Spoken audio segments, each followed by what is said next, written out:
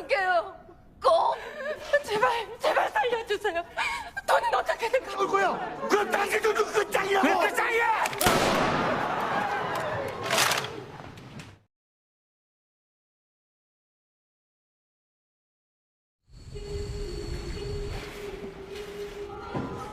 Episode 2 di film Squid Games ini dimulai dengan para staf dari permainan itu yang sedang merapikan banyaknya peti. Salah satu peti di sana terbuka sedikit dan terlihat suara seorang wanita yang merogoh sisi dari peti itu. Lalu, staf bertopeng itu pun menutupnya dengan rapat dengan palu sehingga peti itu pun tertutup rapi. Dan film Squid Silence episode 2 pun dimulai.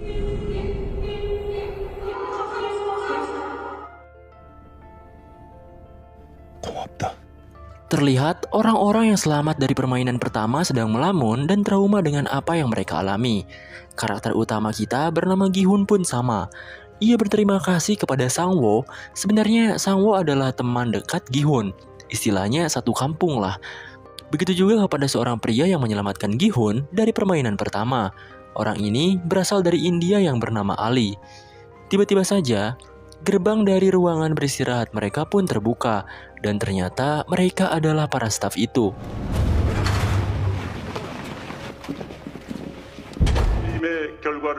Staf itu pun mengumumkan sisa pemain yang masih hidup. Dari 456 menyisakan 201 pemain saja. Dan dari permainan pertama telah tereliminasi sebanyak 255 pemain. Dan hal itu membuat panik para pemain yang masih hidup. Ada seorang wanita yang menangis dan memohon agar tidak melanjutkan permainannya. Ia berjanji akan melunasi hutang-hutangnya itu. Selain itu, ia juga memiliki anak yang harus ia asuh. 돈 꼭 갚을게요. 애가 있거든. 출생식. Begitu juga dengan pemain wanita yang lainnya, yang memohon agar diizinkan untuk tidak mengikuti permainannya lagi. Akhirnya, pemain lain pun ikut-ikutan untuk memohon dan bersujud agar mereka dibiarkan untuk pulang saja. Para staf menjelaskan bahwa mereka bukanlah penagih hutang dari para pemain. Para pemain sendirilah yang memutuskan untuk datang, menyepakati perjanjian, dan bermain permainan di sini. Bahkan pihak staf sendiri tidak memaksa para pemain sebelumnya. Tapi lagi-lagi, karena trauma yang dialami mereka dari permainan pertama membuat mereka lebih memohon untuk tidak melanjutkan permainannya. Bahkan saking gak mau main lagi permainan itu, para peserta bilang kalau mereka tak dibebaskan. Mereka akan dicap hilang oleh kepolisian, dan polisi akan melacak tempat ini nantinya. Saat itu juga, para staf langsung menembakkan pistol peringatan, yang membuat para peserta panik seketika.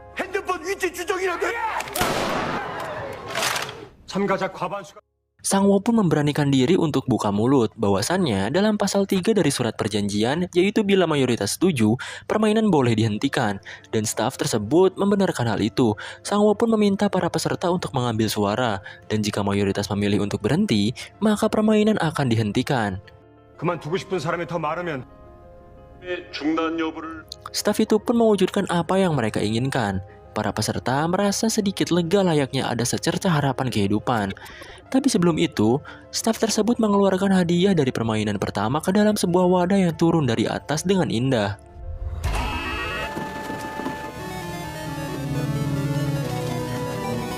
Staf itu pun menjelaskan bahwa setiap pemain mempertaruhkan uang sebesar 100 juta won. Jadi keseluruhan hadiahnya sebesar 25,5 miliar won. Hal ini membuat banyak peserta semakin bimbang untuk mengambil keputusan. Kemudian vote untuk pemilihan pun dimulai, di mana di sana ada 2 tombol. Vote hijau menandakan bahwa mereka ingin melanjutkan permainan itu, sedangkan yang merah sebaliknya. Dan vote pertama dimulai dari peserta dengan nomor urut paling akhir. Tak lain dan tak bukan adalah Gi-hun sendiri. Ia pun akhirnya memvoting merah dan tak ingin melanjutkan permainan tersebut. Vote kedua dilakukan oleh seorang wanita paruh baya yang tadi memohon-mohon untuk berhenti bermain permainan gila ini. Tapi setelah ia melihat banyaknya uang di sana, ia pun berubah pikiran. Ia akhirnya memvoting hijau agar bisa melanjutkan permainan selanjutnya. Voting pun terus berlanjut kepada para peserta lain. Bahkan uniknya, skor hijau dan merah di sana kejar-kejaran dan hanya selisih 1.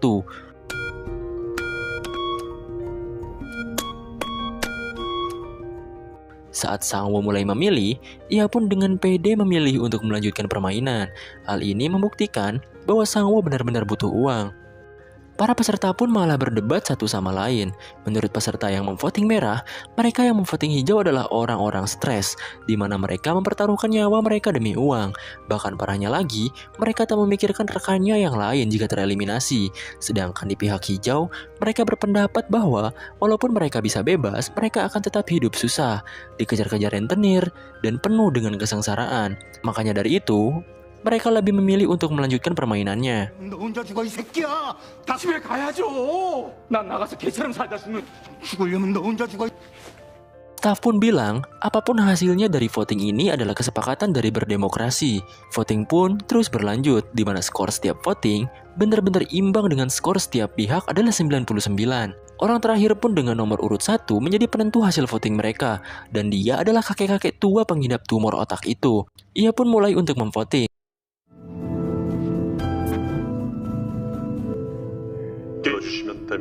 Pada awalnya, ia bingung untuk memilih hijau atau merah, dan hal ini membuat peserta lain gemeteran.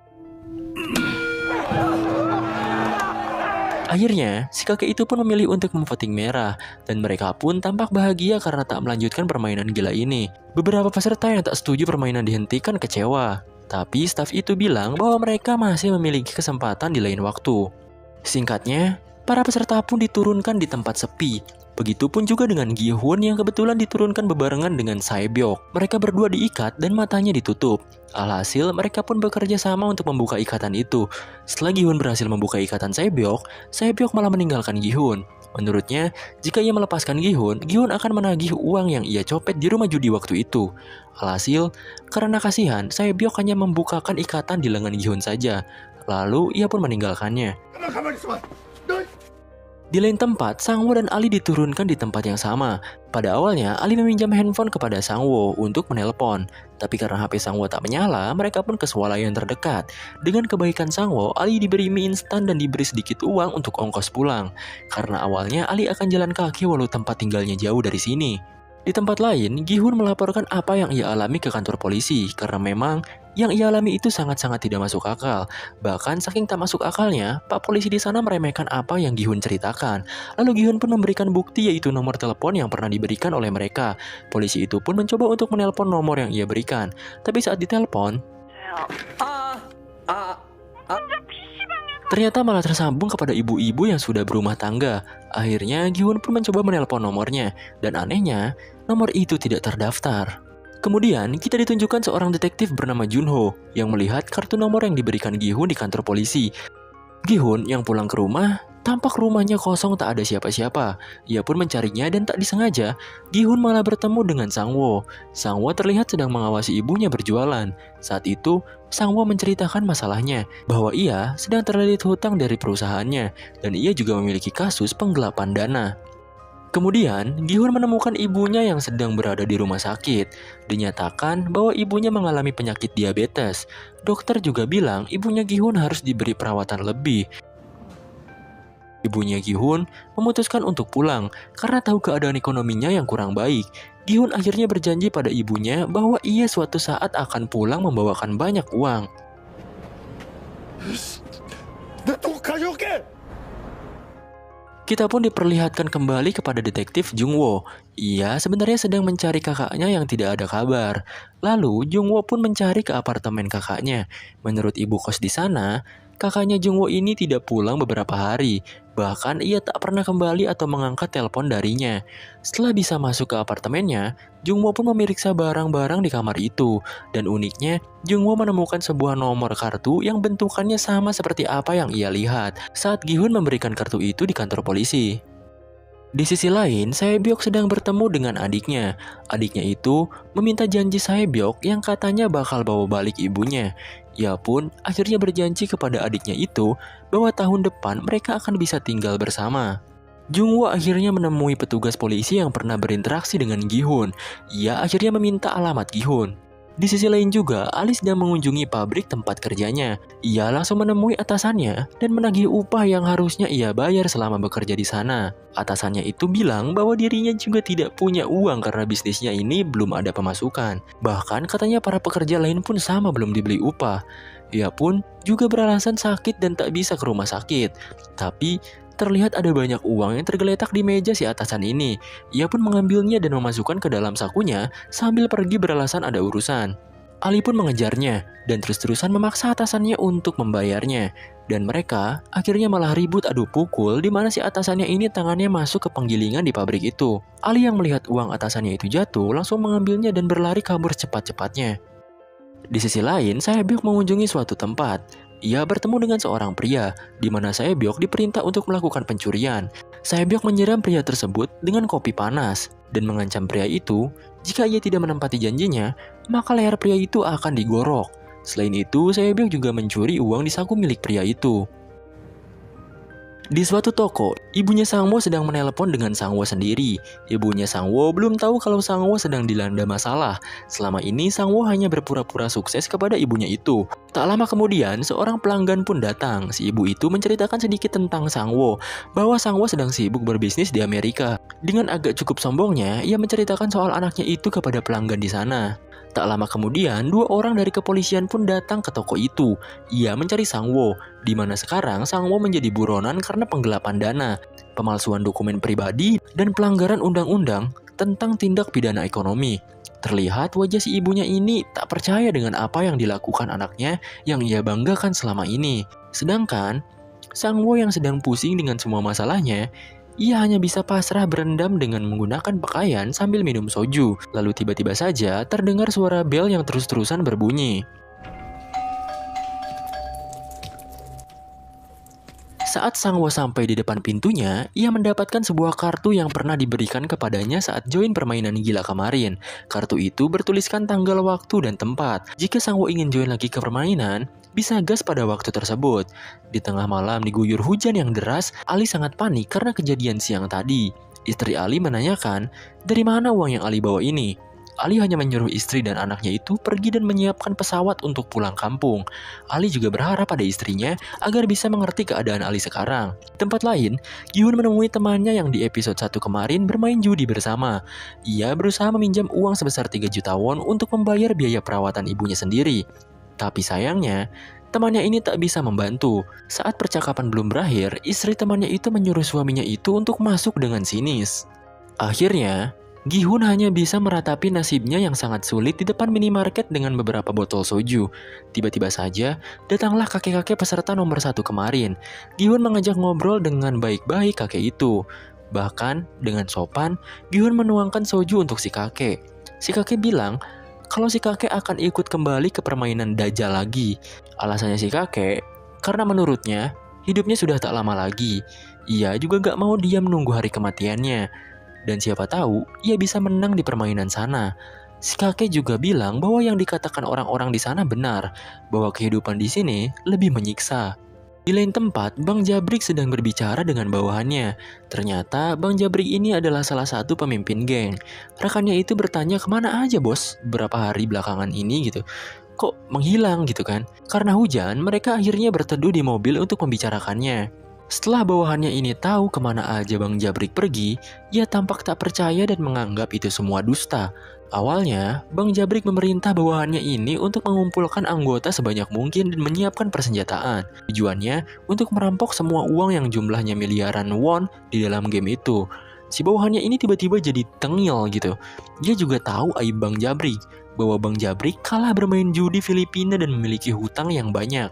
Ia juga bilang bahwa orang-orang itu sedang mencari Bang Jabrik untuk mengambil mata, jantung beserta organ lainnya untuk mengganti pembayaran hutang-hutangnya itu.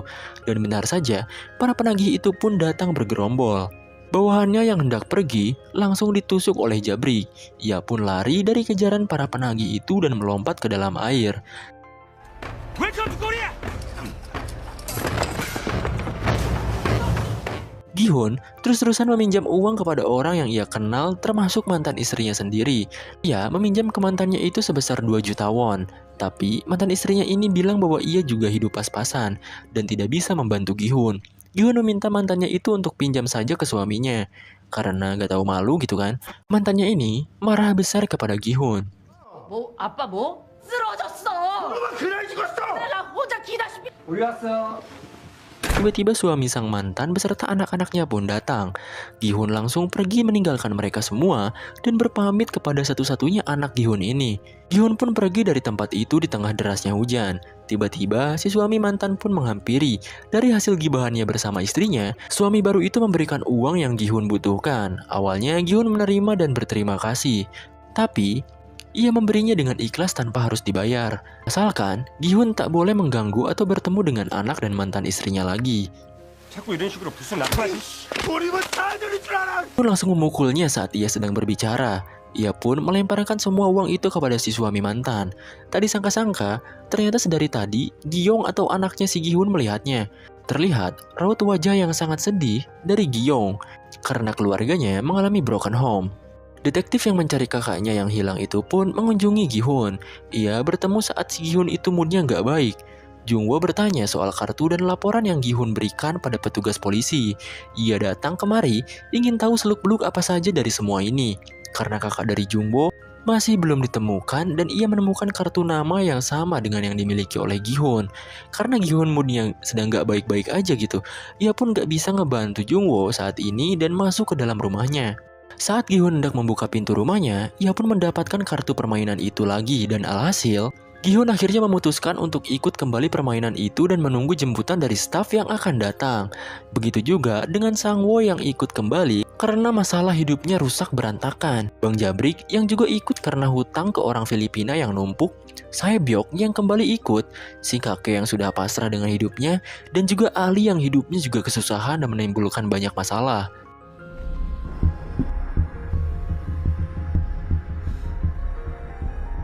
Akhirnya, mereka pun masuk ke dalam mobil yang menjemput mereka. Seperti biasa, mereka diberi gas agar tertidur paksa, terkecuali Sae-byok. Ia sepertinya belajar dari kesalahan dan tidak menghirup gas itu, sehingga ia tidak tertidur. Begitu juga dengan Jung-woo, si detektif kepolisian. Dengan mobilnya, ia mengikuti mobil para pemain itu untuk mencari tahu apa yang sebenarnya terjadi. Menurut kalian, apakah detektif Jung-woo akan menemukan markas para staf permainan itu? Dan siapakah yang akan jadi pemenang dari game-game selanjutnya? Untuk kelanjutannya, langsung ke episode 3 aja ya.